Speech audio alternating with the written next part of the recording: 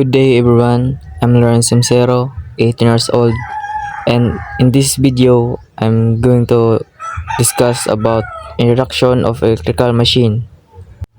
And here's are the topic that we're going to discuss, which is the types and operational of DC generator.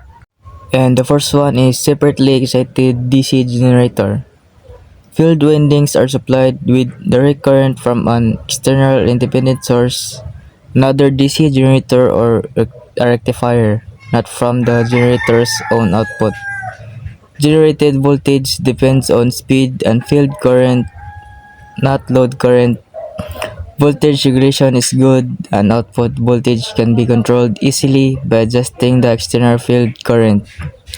Used in applications require precise voltage control such as electroplating, battery charging, and laboratory testing.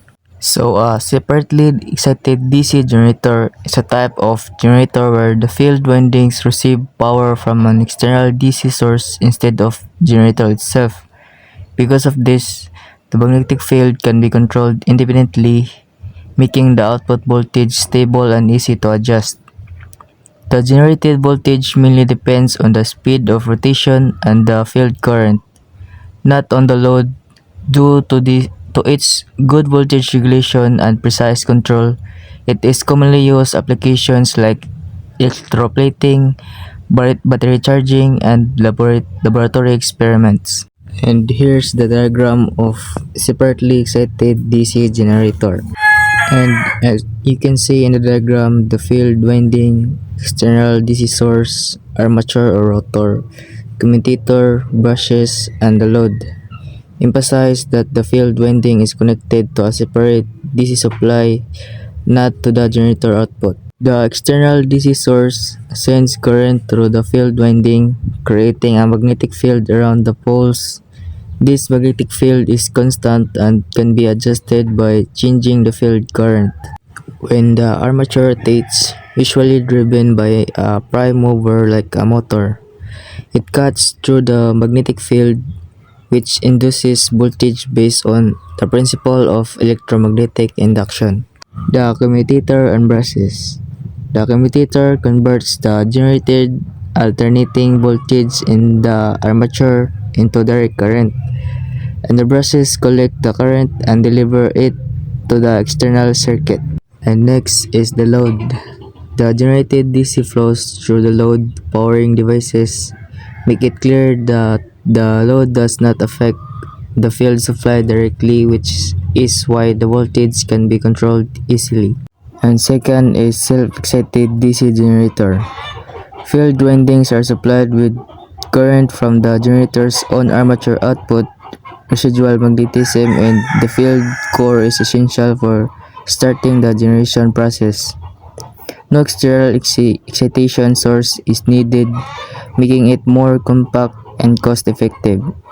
It is further divided into shunt, series, and compound ones types or covered below. Widely used in small and medium power applications where precise voltage control is not critical. So a self-excited DC generator is a type of generator where the field windings get their current from the generator's own output instead of an external source. It starts working because of residual magnetism in the field poles, which helps produce the essential voltage. This design makes it simpler, more compact, and cheaper since no separated power supply is needed. It is commonly used in small to medium applications and classified into shunt, series, and compound types. Through its voltage control is it not as precise as separately excited generators. And here's the diagram of self-excited DC generator. The main parts of self-excited DC generator is the armature, field winding, commutator, brushes, and the load. Point out that unlike separately excited generators, there is no external DC source connected to the field winding. And when the armature begins to rotate, the residual magnetism in the field poles produce a small initial voltage in the armature. The small voltage is fed back into the field winding, which increases the magnetic field strength. As the magnetic field gets stronger, it produces more voltage in the armature. This process continues until the generator reaches its normal operating voltage, and the commutator converts the generated voltage into DC, and the brushes collect and deliver it to the circuit. And next is the output to the load. The generated current flows to the load and the same time supplies the field winding, making the system self-sustaining. And next is the shunt wound DC generator, a type of self-excited generator where field windings are connected in parallel shunt with the armature winding. Field current is a constant since voltage across field windings in the armature voltage. Voltage drops slightly with increasing load due to the armature resistance and armature reaction. Voltage regulation is moderate. Used for lighting system, small power supplies, and applications where constant voltage is needed over a reasonable load range. So a shunt wound DC generator is a type of self-excited generator where the field windings are connected in parallel with the armature. Because of this connection, the field current remains almost constant since it depends on the generator's terminal voltage. As the load increases, the output voltage slightly decreases due to internal loss like armature resistance. It provides fairly stable voltage, making it suitable for applications such as lighting system and small power supplies where a steady voltage is required. And here's the diagram of shunt wound DC generator. The main parts in the diagram is the DC supply, armature, field winding or shunt field, commutator, and brushes. Point out that the field winding is connected in parallel with the armature, meaning both receive the same supply voltage. When the supply is turned on, the current splits into two paths. One flows through the field winding and the other flows through the armature. The field winding produces a magnetic field while the armature carries current. The interaction between the magnetic field from the field winding and the current in the armature produces a force that causes the armature to rotate. The brushes supply current to the rotating armature while the commutator continuously reserves the direction of the current in the armature conductors to maintain continuous rotation in the one direction. Since the field current is almost constant, the motor maintains nearly constant speed even the load changes. The next one is series wound DC generator, a self-excited generator where field windings are connected in series with the armature winding. Field current is equal to load current, so generated voltage increases significantly with increasing load up to magnetic saturation. Voltage regulation is poor and no load operation is dangerous. Voltage can rise to very high levels. Rarely used as standalone generators, more commonly used as boosters and distribution lines or in series with other generators. So a series wound DC generator is a self-excited generator where the field winding is connected in series with the armature. So the same current flows through both. Because of this, the field current depends on the load current. When the load increases, the magnetic field becomes stronger, causing the generated voltage to rise significantly until it reaches saturation. However, it has poor voltage regulation and running with no load can be dangerous because the voltage may become very high. Due to these characteristics, it is rarely used alone and mainly applied as a boosters in distribution systems or other generators.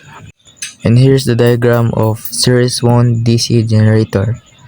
and the main parts is the armature, series field winding, commutator, brushes, and load. The field winding is connected in series with the armature, so the same current flows through both. When the generator starts, residual magnetism in the field poles produces a small initial voltage in the armature. This small voltage is enough to begin the build-up of current in the series field winding. The small voltage from the armature drives current through the series field winding, which strengthens the magnetic field. As the field gets stronger, it produces more voltage in the armature. This process continues until the generator reaches its normal operating voltage. The commutator converts the AC generated in the armature into DC, and the brushes collect the current and deliver it to the external load or circuit. The generated voltage increases with increasing load because the field current depends on the load current. Voltage regulation is poor, and running the generator with no load can be dangerous since the voltage is rise very high. This type of generator is rarely used alone. It's mainly used as a booster in distribution lines or in series with other generators. And the last one is compound DC generator. A self-excited generator with both series and shunt field windings. It is further categorized into cumulative compound, series field aids shunt field, and differential compound. Series field is opposite shunt field. Cumulative compound generators have voltage that remains nearly constant or slightly increases with load, offering good voltage regulation. Differential compound generators have voltage that drops rapidly with load, making them suitable for specific applications. Cumulative compounds types are used in electrical railways, welding machines, and industrial power supplies. Differential compound types are used in arc welding and applications requires constant current. So a compound wound DC generator has both series and shunt field windings. In cumulative type, the series winding supports that shunt keep keeping voltage nearly constant or slightly rising with load. In differential type, the series winding opposes the shunt, causing voltage to drop with load. Cumulative types are used in railways and industrial power supplies, with differential types are used in arc welding and constant current applications. Here is the diagram of compound wound DC generator. The main parts is the armature, shunt field winding, series field winding, commutator, brush, and load. There is no external DC source. The field windings get their current from the generator itself. When the armature begins to rotate, the residual magnetism in the field poles produces a small initial voltage in the armature. This small voltage feeds both the shunt and series windings, which strengthens the magnetic field. As the magnetic field increases, the armature generates more voltage, and this continues until the generator reaches its normal operating voltage. The commutator converts the alternating voltage induced in the armature into DC, and the brushes transfer this DC to the external load.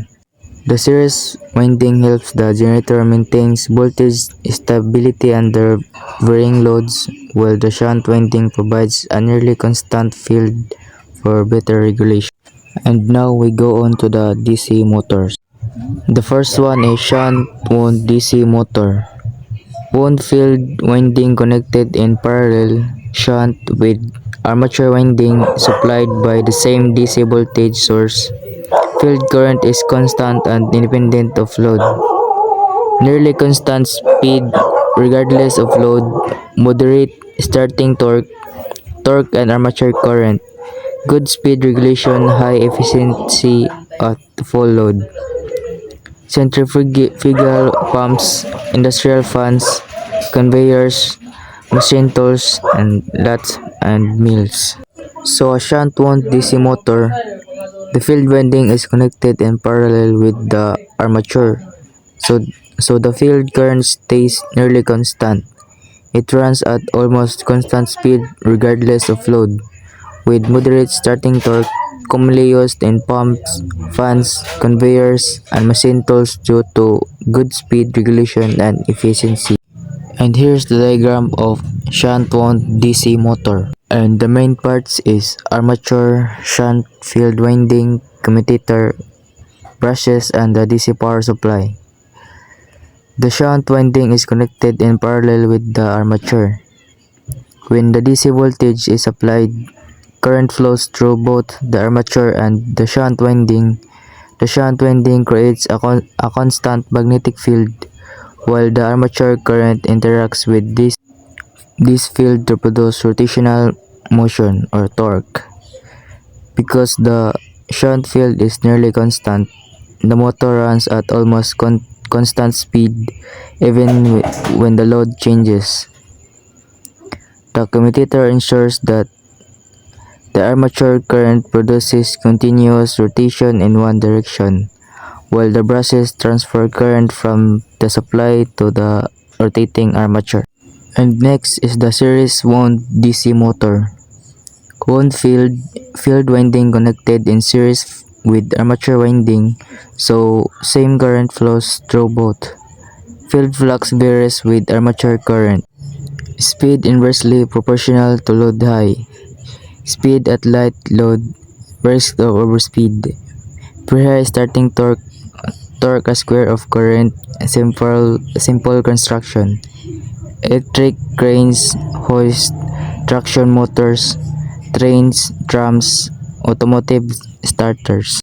So the series wound DC motor, the field winding is connected in series with the armature, so the same current flows through both.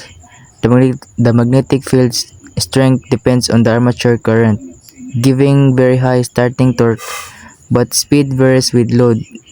It's high at light load and can overspeed. It used in cranes, hoist, trains, trams, and car starters because of its strong torque and simple construction. And here's the diagram of series wound DC motor. The main parts is the armature, series field winding, commutator, brushes, and the DC power supply. The series field winding is connected in series with the armature, so the same current flows through both. When DC voltage is applied, current flows through the armature and series winding together, producing a magnetic field that interacts with the armature to generate torque and rotation. Because the field strength depends on the current, the motor runs fast at light load and slower at heavy load, giving high starting torque but poor speed regulation. The commutator ensures the armature current produces continuous rotation in one direction, while the brushes deliver current to the rotating armature. And next is compound wound DC motor. Wound field combines series and shunt field windings. Can be cumulative fields edge each other or differential field oppose, rarely used. Cumulative type offers high starting torque plus better speed regulation than series motors. Balanced performance between shunt and series types, suitable for varying loads. Elevator, metal presses, rolling mills, or reciprocating compressors. So compound wound DC motor, this motor has both series and shunt field windings. In the cumulative type, the series and shunt fields work together, giving high starting torque and better speed regulation than a series motor. It's ideal for applications with varying loads like elevators, metal presses, rolling mills, and compressors, providing a balance between torque and speed control. And here's the diagram of compound wound DC motor. And the main parts is the armature, shunt field winding, series field winding, commutator, brush, and DC power supply. This motor combines both series and shunt windings, so it benefits the characteristics of both types. When DC voltage is applied, current flows through the shunt windings, providing nearly constant magnetic field, and the series winding strength proportional to armature load current. The combined magnetic field interacts with the armature to produce torque and rotation. In a cumulative compound motor, the series field aids the shunt field, giving high starting torque and better speed regulation than a pure series motor. In a differential type, the series field opposes the shunt field, with which can reduce torque. The commutator ensures that the armature current produces continuous rotation in one direction, while the brushes deliver current from the power supply to the rotating armature. And the last one is permanent magnet DC motor. Permanent magnet field, no field windings, magnetic flux provided by permanent magnets, neodymium, ferrite, etc.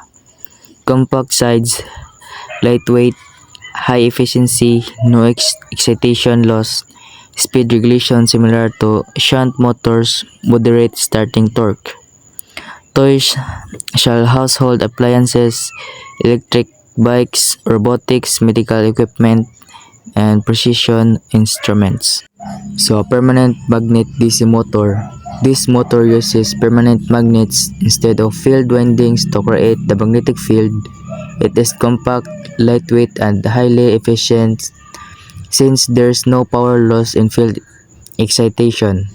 It has moderate starting torque and good speed regulation, making it ideal for toys, small appliances, electric bikes, robotics, medical devices, and precision instruments. And here's the diagram of permanent magnet DC motor. And the main parts is the armature, permanent magnets, commutator, brushes, and DC power supply. This motor has no field windings, and magnetic field comes entirely from the permanent magnets. When DC voltage is applied, current flows through the armature, which interacts with the magnetic field of the permanent magnets to produce torque and rotation. Because the magnetic field is constant, the motor runs at almost constant speed under bearing loads, similar to a shunt motor with moderate starting torque. The commutator ensures the armature current produces continuous rotation in one direction, while the brushes deliver current from the power supply to the commutating armature. And that would be all, everyone. Thank you for listening.